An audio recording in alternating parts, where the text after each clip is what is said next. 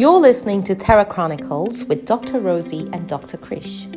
This health awareness series is brought to you by Therachron, tailoring therapy.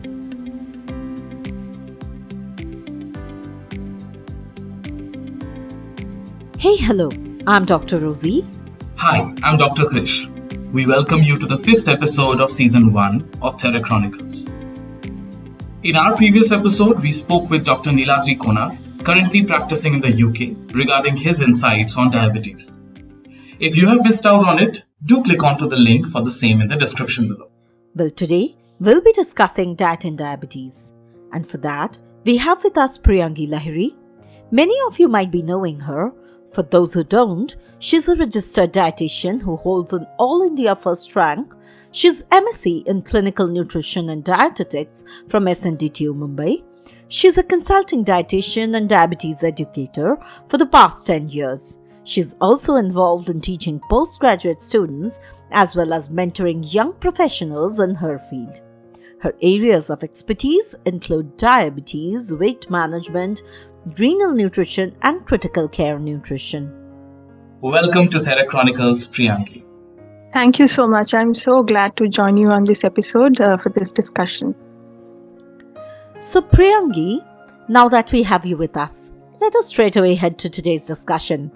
From having bitter gourds to giving up on carbohydrates completely, we know people have a lot of opinion when it comes to diet and diabetes.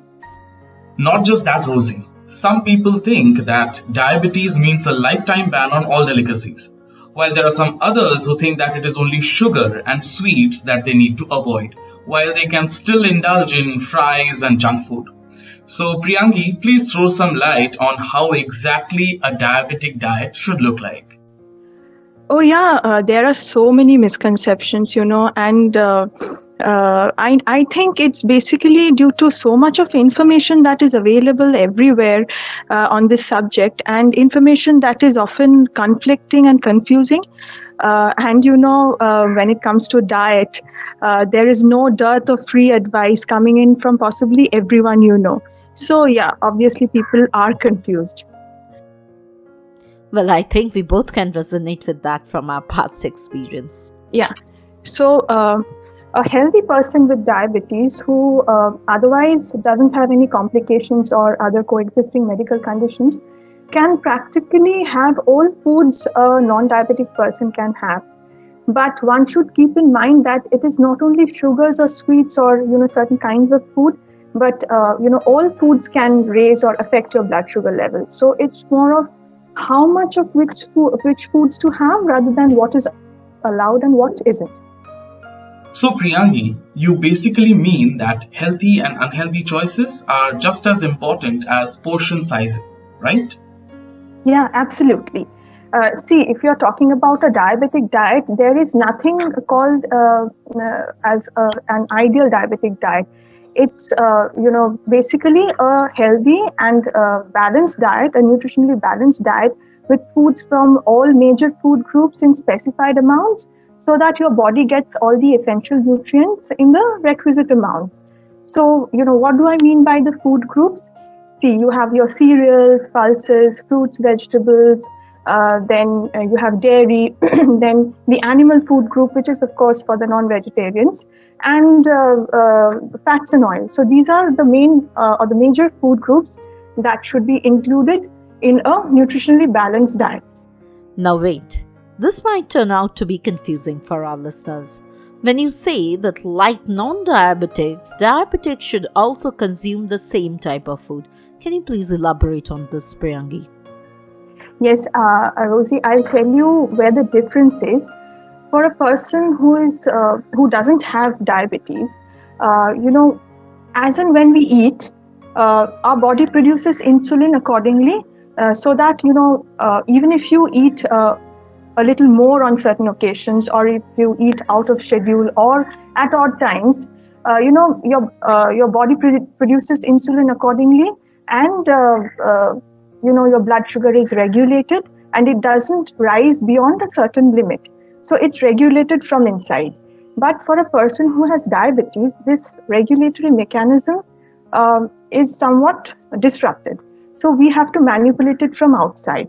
So one has to match his or her food intake, the portions and the timings according to the fixed doses and timings of medications or insulin or, whatever treatment the person is undergoing. So that is the basic difference. And as I was saying that, there is nothing called an ideal diet, which is, something which is ideal for diabetics. There is no one size that fits all, basically.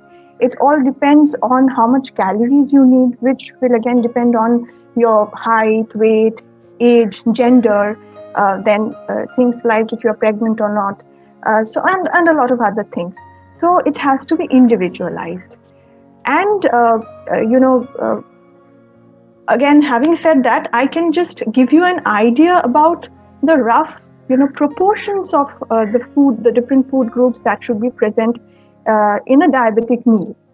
Okay. The portion sizes, of course, would be different for everyone, but, just to give you an idea about the proportions. Imagine a round plate. Okay. You divide it into half, and you can fill one half of it with vegetables, of course non-starchy vegetables, both in the raw form and the cooked form. And what do you do with the other half?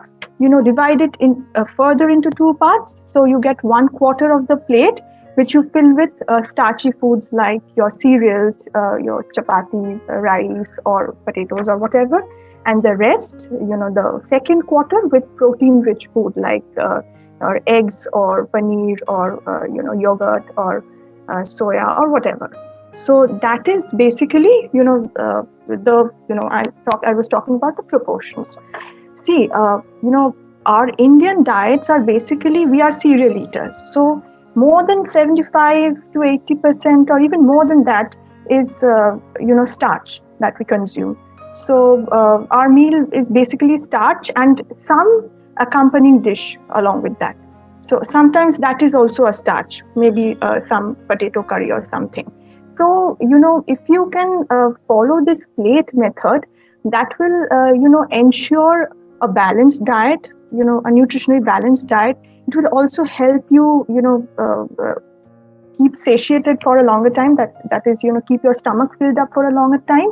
And, it will not, cause your blood sugar to spike or, shoot rapidly. So it will give you a sustained release of blood sugar. So there's, you do not have to do anything special, so a diabetic diet can be your, whatever you have at home, whatever that is available at home, you can just, modify it accordingly.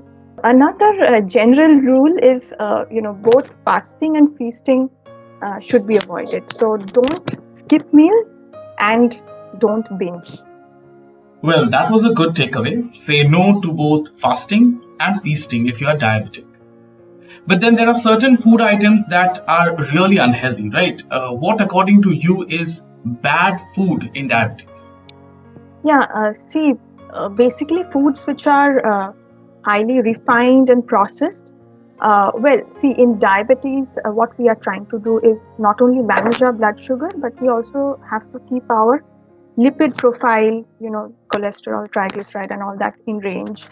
We have to maintain a healthy body weight and also keep our blood pressure within range. So keeping all that in mind, a few general foods that are bad, if you are asking. So bad choices would be foods that are refined and highly processed, like your maida and all its products, like white bread or white pasta, noodles, especially the instant ones, then cakes, biscuits, crackers and all that, then polished rice, puffed rice, even your poha or suji. Of course, some of these can be incorporated into a healthy diet plan, but in general, these are some of the foods, which are refined and can shoot your blood sugar levels very quickly. And, these are as good as having sweets or simple sugars. Then you have, fats, saturated fats, foods which are rich in saturated fats, like full cream or full fat milk and milk products, Then, red meat, especially the fatty portions of red meat, processed meats like sausages, ham, and all that. Then you have butter, coconut oil. So these are some of the sources of saturated fatty acids. Then trans fatty acids, which are even bad, like your vanaspati, dalda. So it's better to avoid or restrict these foods. Then again, I was talking about maintaining normal blood pressure. See, all processed foods, especially the commercially packed or packaged foods, they are rich in sodium. They have a lot of added sodium in different forms. So these are the foods one should stay away from on a regular basis, and instead get foods from unrefined and whole grain sources like your aate ka roti. Then you have multigrain bread, dalia, oats, and things like that. Then you have the millets, ragi, which are used widely in certain parts of the country. So these are excellent sources, and make sure you get your fats from healthy sources like nuts and a combination of vegetable oils. Then our Indian diets are often low in protein, so ensure that you have adequate protein in your diet from sources like fish, eggs, lean meats, or for vegetarians, dairy, pulses, soya, and stuff like that. The basic difference between refined and unrefined sources are, as I said, that the refined foods can quickly shoot your blood sugar levels because they lack fiber, and they also lack the essential micronutrients, some vitamins and minerals, which the unrefined versions have in them. So it's always better to choose unrefined, unprocessed whole grain, and most importantly, homemade, home cooked products.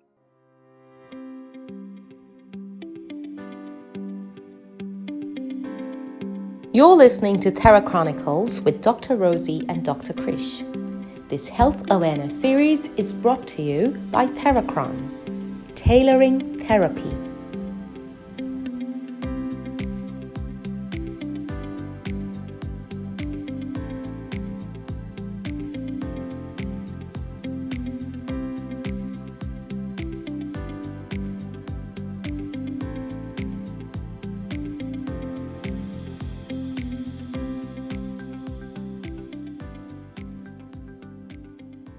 So, when it comes to diabetes, I'm sure our listeners must have heard a lot about carbohydrates. Can you please take them through it, Priyangee? Yes, in fact, carbohydrate is the main nutrient of concern in diabetes. See, larger carbohydrates in food are basically broken down to glucose, so which can directly influence your blood sugar levels. Now, talking about carbohydrates, both the quality and quantity of carbohydrates, is important. So, Priyanki, can you please go ahead and explain to our listeners what we mean by quality and quantity in this case? Yeah, see, quality here means how quickly a carbohydrate in food is broken down and absorbed in the bloodstream. The faster it is, the sharper and quicker rise in blood sugar, and we do not want that. So I was talking about the refined sources. The refined carbohydrates can, are the ones which can rapidly shoot your blood sugar levels. And coming to quantity, see, this depends on the total calories that you need, which again depends on your body weight and a lot of other factors. In general, carbohydrates should give you around 50 to 50% of total calories that you need. See, there is no ideal percentage, but this is somewhat is required for Indians, neither more nor less.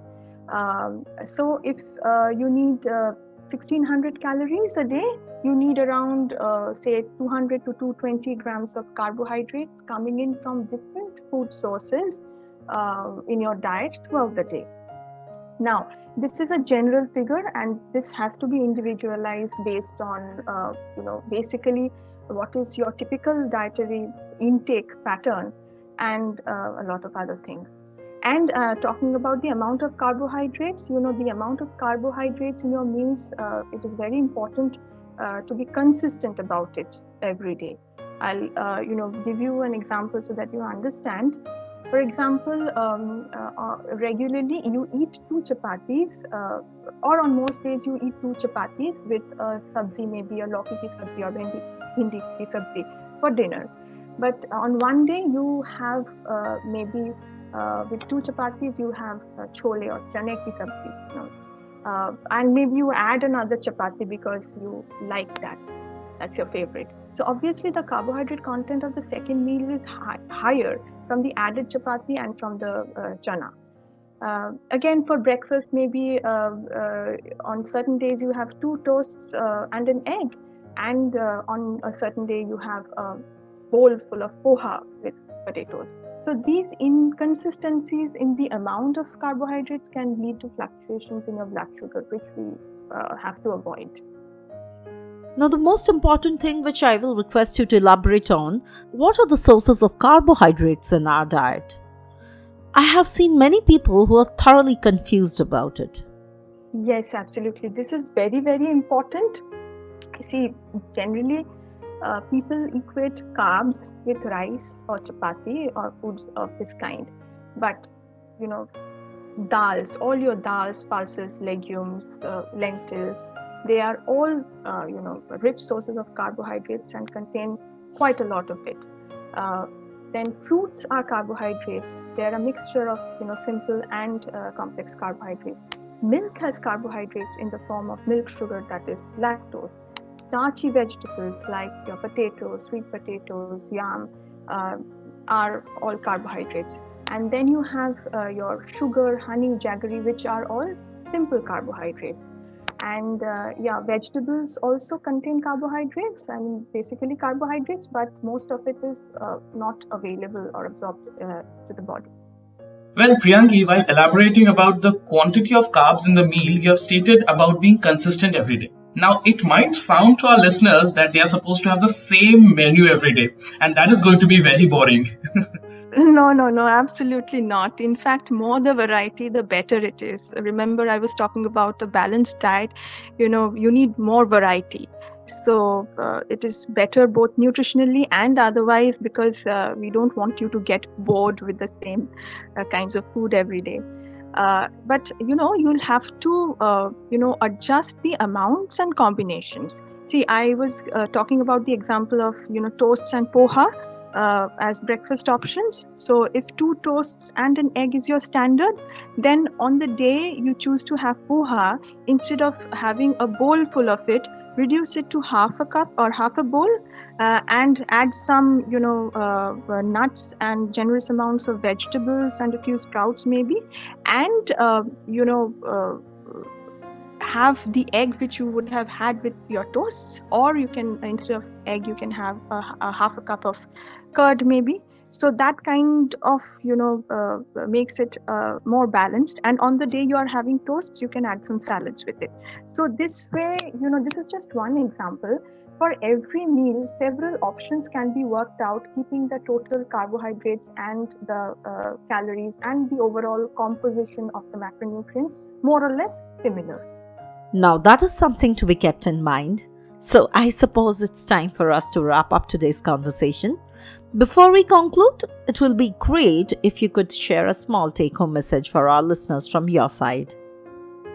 Yeah, so going back to the point where we started our discussion from, I would like to tell all our listeners that please do not blindly follow or believe any piece of advice or information that you read or get randomly, because you never know, it might not be scientifically sound or backed up by evidence, or even if it is, it might not be appropriate in your case. So the context is very important, and never entertain fads or health claims that sound too good to be true. If you find any claims that sound too good to be true, remember that's a red flag. And no food is a complete no. Again, no food is a complete superfood either. So moderation is the key. So always try to seek professional advice from a qualified and credentialed dietetic professional in case of your diet. So with that, I would like to conclude my message. So thank you so much, Priyangee, for devoting time from your busy schedule to join us in Therachronicles and sharing all these valuable insights with our listeners. Thank you. Thank you so much, Krish and Rosie. It was my pleasure. Thank you, Therachronicles, for having me. So, this was Priyangee Lahiry, a registered consulting dietitian and diabetes educator, sharing her insights on diabetic diet. But diet and diabetes is a vast topic, and we understand that our listeners will still have many doubts and queries. So, we will request you to drop in your questions at therachroniclespodcast@gmail.com, and we shall discuss them with Priyangee in our next episode on Mysteries of Diabetic Diet.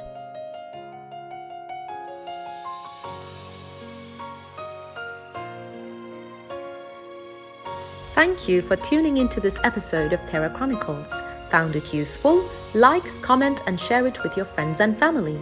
To keep yourself updated with our latest episodes, subscribe to our channel and press the bell icon. We would love to hear from you at therachroniclespodcast@gmail.com.